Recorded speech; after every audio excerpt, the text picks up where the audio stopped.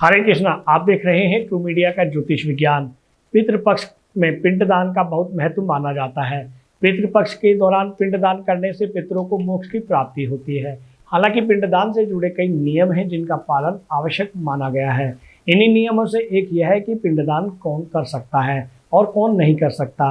अक्सर देखने को मिलता है कि सास ससुर का पिंडदान दामाद कर देते हैं।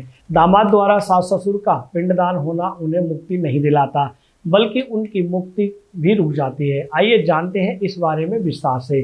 शास्त्रों के अनुसार दामाद को अपने सास ससुर का पिंडदान नहीं करना चाहिए। ऐसा इसलिए क्योंकि घर का बेटा पिंडदान अपने जीवन में सिर्फ एक बार ही करता है, जब उसके माता पिता की मृत्यु हो गई हो। इसके अलावा सास ससुर का पिंडदान तब वह कर सकता है जब उसके माता पिता जीवित ना हो। अगर माता पिता जीवित हैं तो ऐसे में दामाद को सास ससुर का पिंडदान नहीं करना चाहिए, इससे उनकी मुक्ति नहीं होती। वहीं अगर घर का दामाद अपने घर का छोटा बेटा है तो ऐसे में उसके द्वारा सास और ससुर का पिंडदान होना बहुत गलत माना जाता है। हालांकि दामाद द्वारा सास ससुर के अंतिम संस्कार करने की कोई मनाही नहीं है।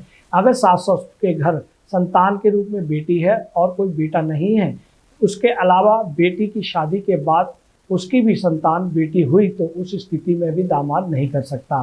चाचा ताऊ का बेटा ही कर सकता है। दोस्तों, आपने देखा कि ससुर दामाद का पिंडदान दामाद कर सकता है या नहीं कर सकता। ये जानकारी आपको कैसी लगी? और अधिक जानकारी चाहते हैं तो आप इस चैनल को सब्सक्राइब करें और लाइक करें। हरे कृष्णा। ये वीडियो YouTube पर देख रहे हैं तो हमारे चैनल को सब्सक्राइब करें और बेल आइकन को दबाना ना भूलें। अगर आप Facebook पर यह वीडियो देख रहे हैं तो हमारे पेज को लाइक करें।